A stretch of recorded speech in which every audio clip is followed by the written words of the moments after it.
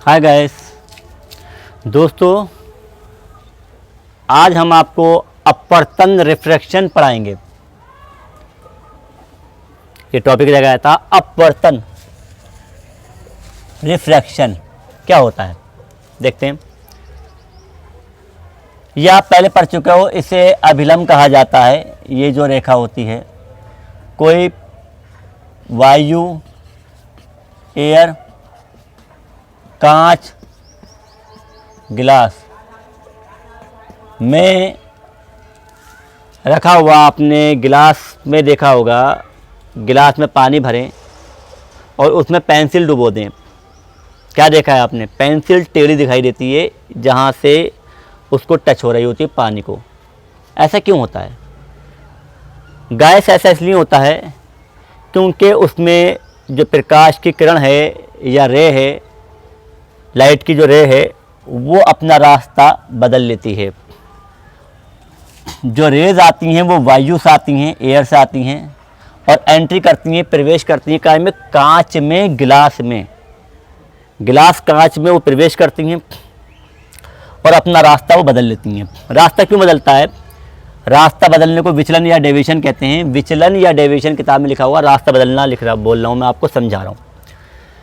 तो दो तरह के माध्यम होते हैं, मीडियम होते हैं। एक तो एयर, वायु, और एक मान लें जल, वाटर, यहाँ पर दिया हुआ है। वैसे तो वो माध्यम मीडियम वो कहलाते हैं रेयरर, जिसमें स्पीड ऑफ लाइट फास्ट होती है और नॉर्मल अभिलंब से दूर हटती है।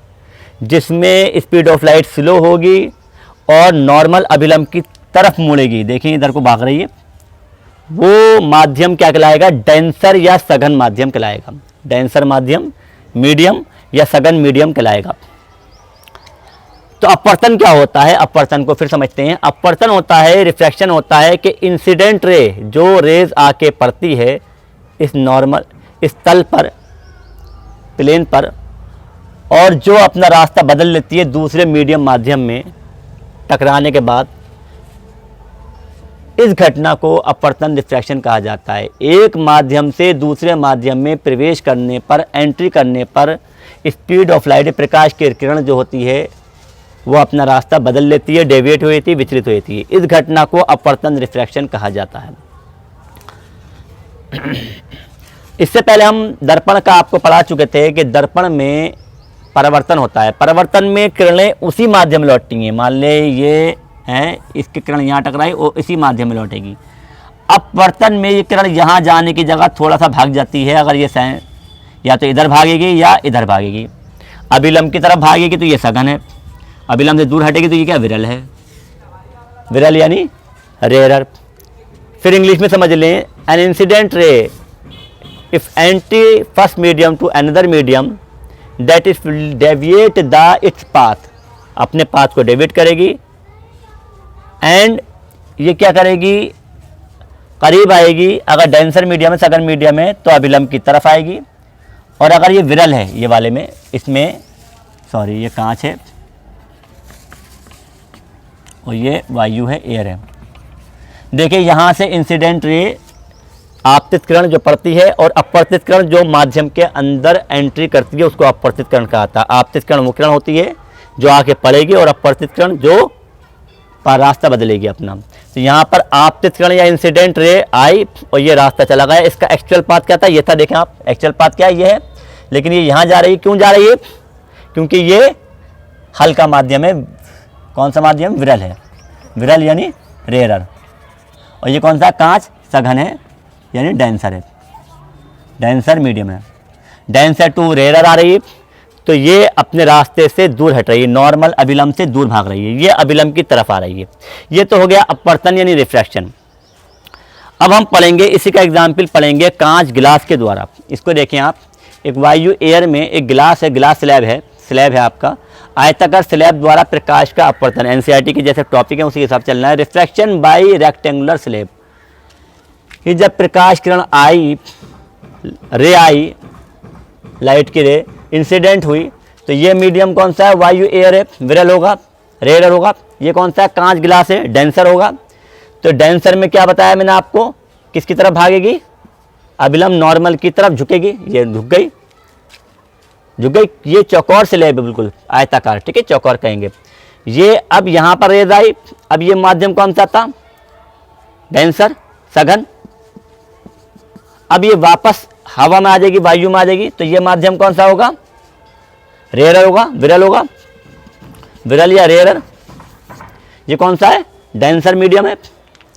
तो यहाँ पर ये अभिलंब से दूर भागेगी, अभिलंब से दूर भाग रही। इसका एक्चुअल पाथ क्या था, ये था, लेकिन ये रेस कहाँ गई, ये गई। देखें ये जा रही है, तो ये जा रही है, तो ये अभिलंब से दूर भाग रही है, नॉर्मल से अवे हो रही है, नॉर्मल से अवे, और ये नॉर्मल की तरफ टेंस हो रही है। ठीक है, सघन में नॉर्मल की तरफ टेंस होगी और विरल में नॉर्मल से अवे होगी।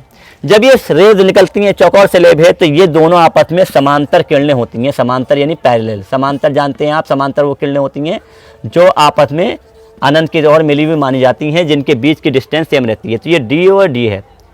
इसे लेटरल डिस्पर्जन कहते हैं, लेटरल पार्श्वीय, लेटरल या पार्श्वीय साइड से, यानी विस्थापन हो गया, विस्थापन बदला हो गया। ये जो विस्थापन डिस्प्लेस हुआ है, अपने हटता हुआ है, लेटरल डिस्प्लेसमेंट हो गया।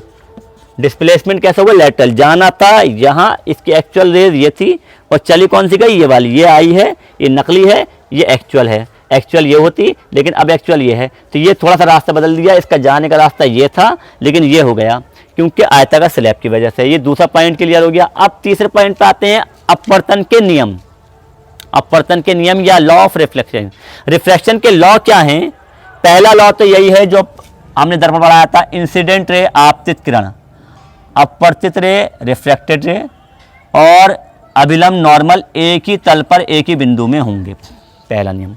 दूसरा नियम क्या कहते हैं कि इसका जो कोण है, एंगल निकालो, ये अभिलंब और इस आपतित के बीच में कोण को आई कहते हैं, आपतन कोण कहेंगे। और अपवर्तित किरण, अपवर्तित किरण यही है, अपवर्तित किरण या रिफ्लेक्टेड रे और अभिलंब के बीच के कोण को आर कहेंगे, अपवर्तन कोण कहेंगे या रिफ्रैक्टिव एंगल कहेंगे। इन दोनों का साइन का मान ले लें, वैल्यू ले लें ट्रिग्नोमेट्री के हिसाब से, और इन दोनों को डिवाइड करें, भाग करें, तो वो हमेशा फिक्स आएगा, एक ही मीडियम के लिए फिक्स आएगा। अगर मीडियम वायु कांच लिया है या वायु जल लिया है, कांच लिया है, तो वो मीडियम हमेशा दो मीडियम के लिए सेम ही आएगा, कहीं भी करें। इसे फिक्स कहते हैं या रिफ्रैक्टिव इंडेक्स या कहते हैं। ठीक है, साइन एवरेज। बाकी वीडियो दूसरा।